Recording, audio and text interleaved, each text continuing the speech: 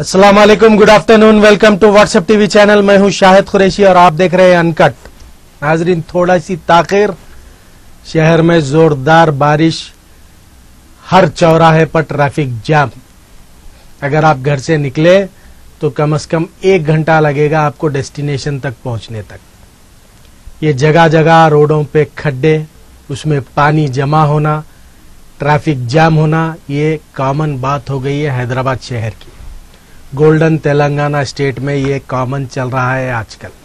खैर, थोड़ी सी ताखिर traffic jam की वजह से आई है। सबसे पहले हम देखते हैं कि 2 मासूम बच्चे जो 2 दिन पहले खो गए थे जहीराबाद गांव में, मिसिंग कंप्लेंट भी थी 2 मासूम बच्चों की।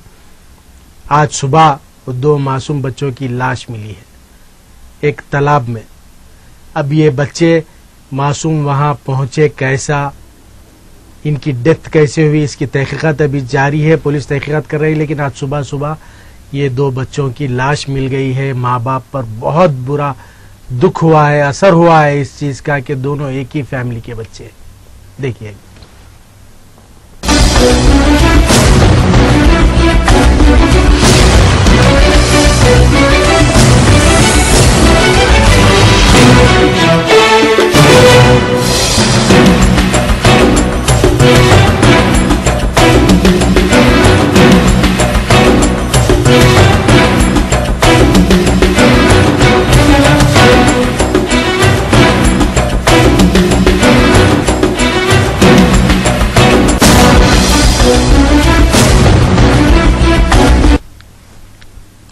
अंसार ईशान 2 मासूम बच्चे 2 दिन कबल गुम हो गए थे जहीराबाद, हैदराबाद शहर से कुछ 2 घंटे दूर 100 किलोमीटर पे इलाका है। अंसार ईशान गुम हो गए थे, लेकिन आज सुबह इनकी लाश मिली है। बहुत अफसोस की बात है। पुलिस तहकीकात कर रही है कि ये मिस कैसा हुए और इनकी डेथ कैसा हुई, इस पर तहकीकात चल रही है तफसीली। बहरहाल, माँ बाप के लिए बहुत अफसोस का मुकाम होता है अपने मासूम बच्चों को सामने ही खो देना। उसी तरह से सीनियर तेलंगाना के मुजाहिद यानी कि एजिटेशनिस्ट और senior advocate civil liberties leader Bojja Tarakam, काफी मशहूर हस्ती हैं तेलंगाना की बुज्जा तारकम, आज सुबह चल बसे। 85 साल इनकी उम्र थी। बुज्जा तारकम ने तेलंगाना एजिटेशन में पहले भी अभी भी काफी बढ़ चढ़कर हिस्सा लिया था। सिविल लिबर्टीज लीडर हैं ये, और थे एक्चुअली 85 इयर्स इनकी उम्र है। बहुत से तेलंगाना स्टेट को काफ़ी नुकसान पहुंचा है इनकी मौत से, ऐसा तेलंगाना लीडर्स कह रहे हैं। और हैदराबाद कलेक्टर जो इस वक्त है राहुल बोज्जा, वो इनके बड़े फर्जंद हैं।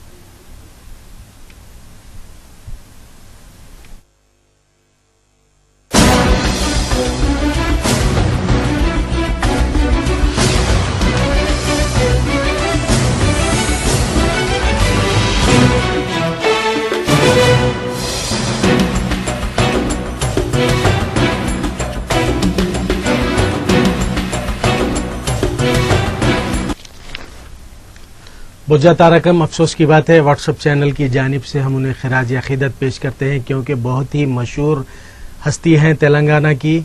सिविल लिबर्टीज लीडर थे। 85 साल उम्र में senior advocate Rahul Bojja Hyderabad collector के वालिद हैं।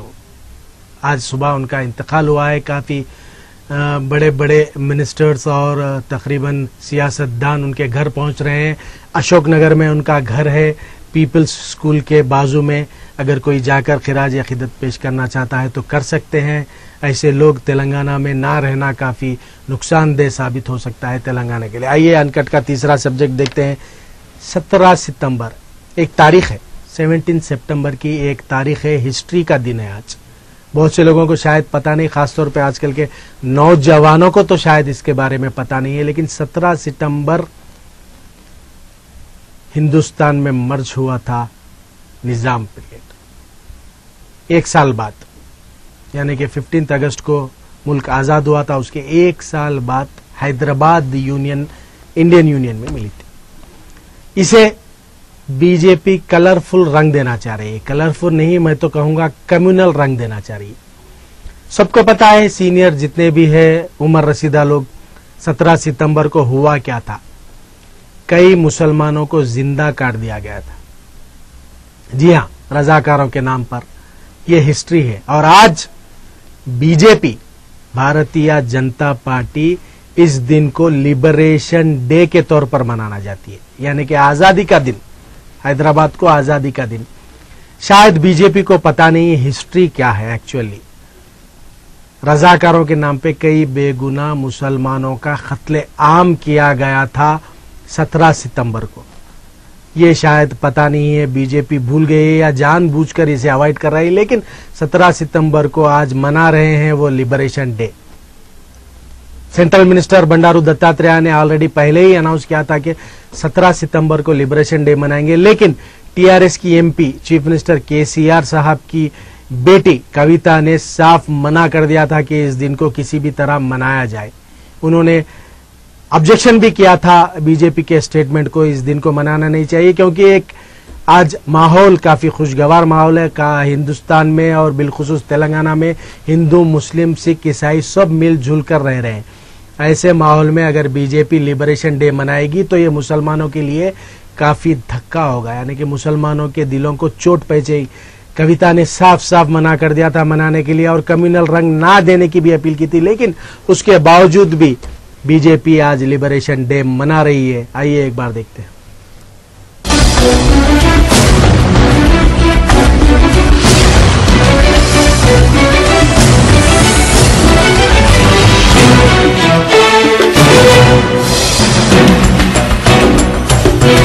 ప్రభుత్వమే నిర్వహించాలని బీజేపీ పార్టీ, టీడీపీ పార్టీ, ఇంకా మిగతా పార్టీ కూడా కోరినాయి. కాబట్టి దీన్ని ఎవరు కూడా కాపాడడానికి వీలేదు. ఆనాడు ఉద్యమకాలంలో స్వయంగా ముఖ్యమంత్రి గారు వారు చాలా స్పష్టంగా కిరణ్ కుమార్ రెడ్డి గారి ప్రభుత్వాన్ని వారు గట్టిగా డిమాండ్ చేశారు. అంటే ఈ తెలంగాణ ఉత్సవాన్ని అధికారికంగా నిర్వహించినప్పుడు ఆంధ్రప్రదేశ్ ప్రభుత్వం నిర్వహించడంలో ఆందోళన లేని నేను 4 కోట్ల తెలంగాణ ప్రజల తరఫున నేను అడుగుతున్నానని ముఖ్యమంత్రి గారు స్వయంగా తెలియజేశాం. తెలంగాణ వచ్చిన తర్వాత మేము తప్పకుండా నిర్వహిస్తా ఉన్నాం. అందుకని ముఖ్యమంత్రి విఘ్నతమైన నాయకుడు, విషయ పరిజ్ఞానం నాయకుడు ఈ విషయాన్ని మర్చిపోవద్దని నేను గౌరవం. ఈ సెకండ్ టైం జరిగిన ఉద్యమంలో జరిగిన అంశాలను ప్రస్తావించకుండా, తొలి దశ ఉద్యమంలో జరిగిన అంశాలను ప్రస్తావించకుండా, నిజాం నవాబుకు వ్యతిరేకంగా భారత ప్రభుత్వం చేసినటువంటి ఆపరేషన్ పోలోను ప్రస్తావించడం మరి ఎంతవరకు సమంజసం? ఇది ఏం కుట్రలకు సంకేతం? అంటే ఏంటి? మన శ్రీకాంతాచార్య త్యాగం వెనక్కి వెళ్ళిపోవాలి, కేసీఆర్ దీక్ష వెనక్కి వెళ్ళిపోవాలి, ఉద్యోగస్తులు చేసిన త్యాగాన్ని ఎవరు పట్టించుకోవద్దు, గుర్తుపెట్టుకోవద్దు. కానీ వీళ్ళకి ఏం కావాలి? అప్పుడెప్పుడో 1948లో జరిగినటువంటి అంశాన్ని ఇవాళ తెర మీదకి తీసుకురావాలి, తద్వారా రాజకీయ లబ్ధి పొందాలి. మరి ఇది సరైనదా కాదంటే ఎన్జిఓస్ లో ఉన్న ప్రతి ఒక్క సభ్యుడు కూడా 17 सितंबर की हिस्ट्री में हम फिलहाल नहीं जाएंगे क्योंकि वक्त नहीं है हमारे पास। अगर इसकी हिस्ट्री में जाएंगे तो पूरा एक दिन लग जाएगा इस पर बात करने के लिए। क्या बीजेपी कम्युनल रंग देना चाह रही है 17 सितंबर का मनाकर? अच्छे खासे माहौल को खराब करना चाह रही है, जबकि कविता ने क्लियर कह दिया था कि मनाया नहीं जाए।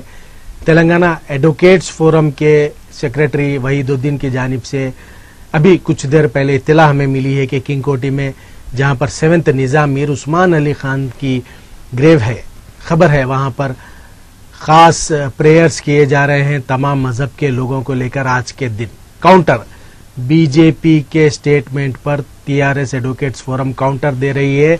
निजाम 7th निजाम के खबर पर खुसूसी प्रेयर्स किए जा रहे हैं, अभी चल रहे हैं वहां पर। इसकी इत्तला हम आपको बाद में देंगे। आइए अनकट का जो अगला उन्वान है वो ये है कि यूपी में इलेक्शन से कबल शुरू हो गए हैं कम्युनल वायलेंसेस। छोटे छोटे बात पर 2 फिरकों में झगड़े। ऐसा ही एक वाकया कल पेश आया। 2 फिरकों के अफराद में हुआ एक छोटी सी बात पर झगड़ा, आपसी पर्सनल बात थी, लेकिन इसे रंग दे दिया गया कम्युनल का। यूपी का इलेक्शन आ रहा है, सब जानते हैं। 2017 में हलचल मची हुई है, समाजवादी पार्टी टूट रही है, खलबली मच रही है। बैरिस्टर असदुद्दीन अवैसी एमआईएम पहली बार इंतखाबात में हिस्सा ले रही है, काफी हलचल यूपी में। ऐसे मौके पर एक 2 आपसी जरूर इनके कम्युनिटी अलग होंगे, लेकिन छोटा सा मसला था, उस पर आपस में झगड़ा हुआ और ये रंग दे दिया है कम्युनल।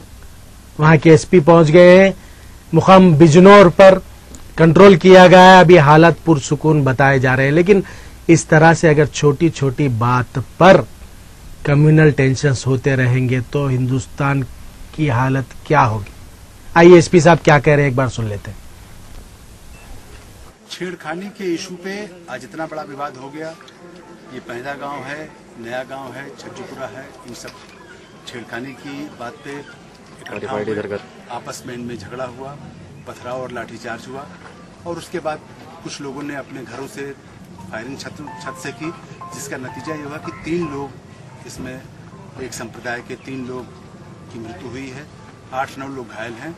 इसमें अभियोग पंजीकृत करा के कड़ी से कड़ी कार्रवाई की जा रही है। एनएसए तक इसमें लगाया जाएगा। जिन लोगों ने इस तरीके की घटना की है उनके खिलाफ एनएसए के तहत भी कार्रवाई की जाएगी। कप्तान साहब, पुलिस की कोई लापरवाही बताई जा रही है कि 2 पुलिस वाले पहले आए, उसके बाद फायरिंग शुरू हुई? अब जैसा मुझे अभी तक बताया गया कि 2 पुलिस वाले मौके पे आए थे, चूंकि भीड़ इनमें ज्यादा हो गई थी, दोनों पक्षों की भीड़ थी, इन लोगों ने संभालने की कोशिश की लेकिन उनसे नहीं संभली। उन्हीं की मौजूदगी में इस तरीके की घटना हो गई है। उनका क्या रोल है इसकी भी समीक्षा करके उनके खिलाफ भी मौजूदा माहौल क्या है? मौजूदा माहौल शांत है। एफआईआर कराई जा रही है, इनके खिलाफ एफआईआर हो रही है और जो लोग इसमें दोषी हैं उनके खिलाफ कार्रवाई की जाएगी। एहतियात के तौर पर क्या तैयारी? एहतियात के तौर पर यहाँ एक क्षेत्राधिकारी, 3 थाना प्रभारी और 1 प्लाटून पीएसी लगाई गई है, जो यहाँ बदस्तूर लगी रहेगी जब तक कि मुलजिम गिरफ्तार न हो जाए। मैं स्वयं यहाँ देखूंगा कि गिरफ्तारी तत्काल इंश्योर की जाए। गिरफ्तारी हो पाई? अभी तक कोई गिरफ्तारी नहीं हो पाई। 5 पार्टियां बना के दबिश के लिए अलग अलग एसपी देहात के नेतृत्व में भेजी गई हैं और प्रयास ये हो रहा है कि जल्दी से जल्दी गिरफ्तारी हो जाए। गाँव वालों का आरोप है कि फोर्स काफी देर के बाद, सूचना के बाद, सूचना 1 घंटे की। अब ये आप कह रहे हैं, इस चीज को भी मैं दिखा दूंगा कि अगर कोई पुलिस के पार्ट पे कोई विलम्ब है या पुलिस के पार्ट पे कोई कमी है, उसमें भी कार्रवाई जांच करा के की जाएगी। घटना घटी है जिसमें 3 व्यक्तियों की मृत्यु हुई है और लगभग 12 लोग घायल हैं। उनमें 2 बहुत ही गंभीर हालत में हैं। इस घटना में किसी भी कारण से हम नहीं इस आंकलन कर पा रहे हैं कि किस कारण से इतना भयावह रूप लिया गया। ऐसा लगता है कि ये एक तरफा और सांप्रदायिक सौहार्द को खराब करने की नीयत से ये कार्य किया गया है। एफआईआर दर्ज की जा रही है। एफआईआर में दर्ज सभी अभियुक्तों के खिलाफ गुण दोष के आधार पर देख लिया जाएगा और उन सबके खिलाफ सख्त से सख्त कार्रवाई होगी।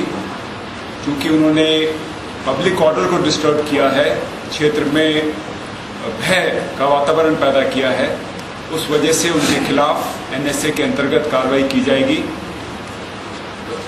इसके अलावा हमने काफ़ी मात्रा में बाहर से भी फोर्स यहाँ पे तैनात किया है ताकि यहाँ पे एक सिक्योरिटी का वातावरण बने, एक सुरक्षा का वातावरण बने, लोगों के दिल में किसी प्रकार का भय न रहे। इसमें हमने पीएसी, एटीएस, एसटीएफ के अधिकारियों को भी यहाँ लगाया है जो लगातार ट्रैक कर रहे हैं इन अभियुक्तों का और जल्द से जल्द इनकी गिरफ्तारी होगी।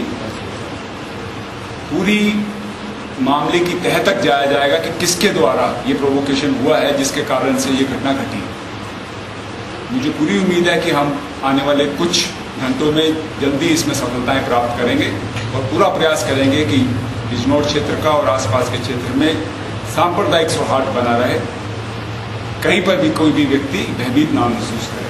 धन्यवाद। एडीजे साहब, जो पुलिस वालों की यहाँ पे लापरवाही आ रही है, निकलते रहे, सबसे पहले गाँव वालों का आरोप है कि 100 नंबर पर कॉल किए गए थे, कई बार फोन किए गए हैं, कॉल नहीं रिसीव किया गया।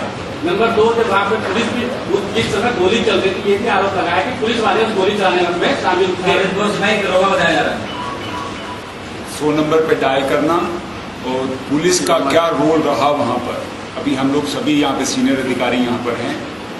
हर एक प्रत्येक पुलिसकर्मी का, अधिकारी का क्या कार्य रहा, क्या उसका व्यवहार रहा, कितनी उसकी संलिप्तता है, उसकी जांच की जाएगी और कल तक उसमें निश्चित रूप से जो सख्त कार्रवाई की जा सकती है वो की जाएगी। अब तक कार्रवाई की गई है? अभी तक जो भी कर्मचारी मौके पे थे उन सबको सस्पेंड कर दिया गया। कप्तान साहब ने मौके पर ये बताया कि जो 2 पुलिसकर्मी थे उनमें एक होमगार्ड था, एक सिपाही था। कि उनके खिलाफ कार्रवाई हुई। जब उनसे पूछा गया वहाँ दरोगा जी के खिलाफ क्या कार्रवाई हुई तो बिजनौर यूपी, छोटी छोटी बात पर बड़े बड़े इश्यूज, आपसी झगड़ा छोटी सी बात पर कम्युनल वायलेंस में तब्दील हो गया। 2017 के इलेक्शन के पेश नजर ये तो कॉमन है, सब जानते हैं इलेक्शन से पहले इख्तिदार पार्टी कुछ फायदा उठाना चाहती है, लेकिन अब शायद मैं समझता हूं अवाम होशियार हो गई है, ये इश्यूज बढ़ेंगे नहीं। जैसा कि आप जानते हैं हैदराबाद एमपी सदर मजलिस असदुद्दीन अवैसी साहब ने कल एक प्राइवेट सैटेलाइट चैनल पे चुनाव मंच कार्यक्रम में हिस्सा लिया था। उसमें असदुद्दीन अवैसी ने काफी बेहतरीन बात कही है यूपी के ताल्लुक से। एक बार आप लोग सुनना चाहेंगे, सुन लीजिए। मोदी अगर गुजरात से यूपी आ सकते तो ओवैसी हैदराबाद से यूपी क्यों नहीं आ सकता? क्या उत्तर प्रदेश हिंदुस्तान का टूट हिस्सा नहीं है? हिस्सा है। दूसरी बात यह है कि अभी आप जो देख रहे थे यहां पर, ये एक नूरा कुश्ती है समाजवादी बीजेपी की, गवर्नमेंट समाजवादी की। चार्जशीट डालने के लिए 3 साल लगते हैं अखिलेश यादव को। यही विकास है क्या? 516 एफआईआर दर्ज किए गए मुजफ्फरनगर के, 120 में खाली चार्जशीट डाले। कौन रोक रहा है उनको चार्जशीट डालने के लिए? क्यों नहीं आप संगीत सोम की बेल कैंसिल करवाते? जिस तरह शहाबुद्दीन की बेल कैंसिल करवाने के लिए सुप्रीम कोर्ट को गए। अखिलेश अगर वाकई में विकास के कायल हैं तो विकास अमन के बगैर, इंसाफ के बगैर कायम नहीं हो सकता। तीसरी चीज, ये समाजवादी बीजेपी को सूट करता है कि एक तरफ बीजेपी नफरत की बात करे, मुसलमानों में खौफ पैदा करे, और दूसरी तरफ मुलायम सिंह और अखिलेश अपने आप को मुसलमानों का मसीहा बताए। 3 साल में आज विकास की यात्रा अखिलेश निकालेंगे 4 साल के बाद। उनको तो माफी यात्रा निकालनी चाहिए कि 400 से ज्यादा कम्युनल राइट इंसिडेंट्स हुए, मुसलमानों से रिजर्वेशन का वादा भूल गए, खालिद मुजाहिद की मौत पुलिस कस्टडी में होती है। उत्तर प्रदेश के जेलों में सबसे ज्यादा अगर कोई रिलीजन कम्युनिटी है अंडर ट्रायल तो मुसलमान है, 31% है। लिटरेसी रेट पूरे हिंदुस्तान में मुसलमानों का 9% बढ़ा 2011 में, यहां पर सिर्फ 2% बढ़ता है। गवर्नमेंट की मुलाजमतों में मुसलमान गिरता जा रहा है, मगर फिर भी मसीहा है। ये जो साजिश है बीजेपी और समाजवादी की, तो उनकी मसीहाई से आप परेशान हैं? मतलब आप उनकी मसीहाई को चुनौती देने आए कि मैं मसीहा हूं, तुम कहां के मसीहा? नहीं, मैं मसीहा नहीं बन सकता। मैं मसीहा नहीं बन सकता, ना मैं लीडर बनना चाह रहा हूं। बहुत बड़े बड़े लीडर हैं, वो बने। हमारा बेड़ा गर्क लीडरों ने, मसीहाओं ने किया। तो मैं ये चाह रहा हूं कि इसको लोगों के, आवाम के सामने रखा जाए कि देखिए 4 साल में ये हाल करके रख दिए हमारा। और जो वादे तो लिए थे, वोट तो बराबर मुसलमान ने दिया है समाजवादी को, असेंबली में भी दिया, पार्लियामेंट में दिया, मगर हिंदुस्तान की तारीख में पहली मर्तबा ऐसा हुआ है कि कोई भी मुसलमान उत्तर प्रदेश से जीतकर पार्लियामेंट में नहीं है। मगर 5 यादव खानदान के लोग तो जीत जाते हैं। आजमगढ़ का नाम लेकर मुलायम सिंह जीत जाते हैं, मगर उन्हीं के पार्टी के लोग नहीं जीतते। तो ये एक बाज़ाब्ता यहां पर एक मुसलमानों से एक खिलवाड़ किया जा रहा है और बीजेपी को सूट करता है। बीजेपी को सूट करता है, बिल्कुल सूट करता है। अच्छा, दूसरी आखिरी बात, अलीगढ़ में किसका गोश्त का कारोबार है? सारे हिंदुस्तान में तो आप बोलेंगे कि नहीं बीफ बीफ, मगर बीजेपी के लोग खुद बीफ का कारोबार कर रहे हैं। तो संगीत सोम का भी नाम एक बार आया था किसी पुरानी कंपनी में डायरेक्टर, बाद में हट गए। 2000 नाम भी एक बार समाजवादी पार्टी के लोगों ने चलाया था, लेकिन आज तक उत्तर प्रदेश में मुसलमानों के हुए कत्ले-आम की चार्जशीट दाखिल करने के लिए 3 साल लग गए अखिलेश यादव की सरकार को। क्या एमपी असदुद्दीन अवैसी सदर मजलिस ने सही सवाल नहीं किया है अखिलेश यादव की सरकार से? क्या अब जो छोटे छोटे बातों पर जो झगड़े कम्युनल वायलेंस में तब्दील हो रहे हैं, क्या सरकार की फेल्यूर नहीं है?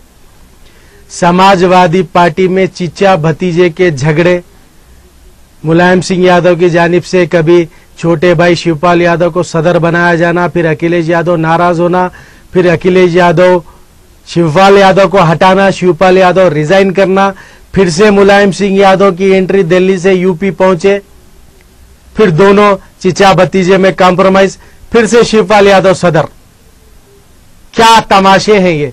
आवाम को कब तक बेवकूफ बनाते रहेंगे ये मफाद परस्त सियासतदान। आवाम होशियार हो गई है। पहले कंप्यूटर, इंटरनेट वगैरह नहीं था, सोशल मीडिया नहीं था, चैनल्स नहीं थे। अब ऐसा वाकया होता है 10 सेकंड में आपको सोशल मीडिया के जरिए न्यूज मिल जाती है। ऐसे माहौल में कब तक बेवकूफ बनाएंगे आवाम को। नाजरीन, ये थे आज के हमारे अनकट के कुछ उन्वानात। थोड़ी सी ताखिर हो गई थी प्रोग्राम में।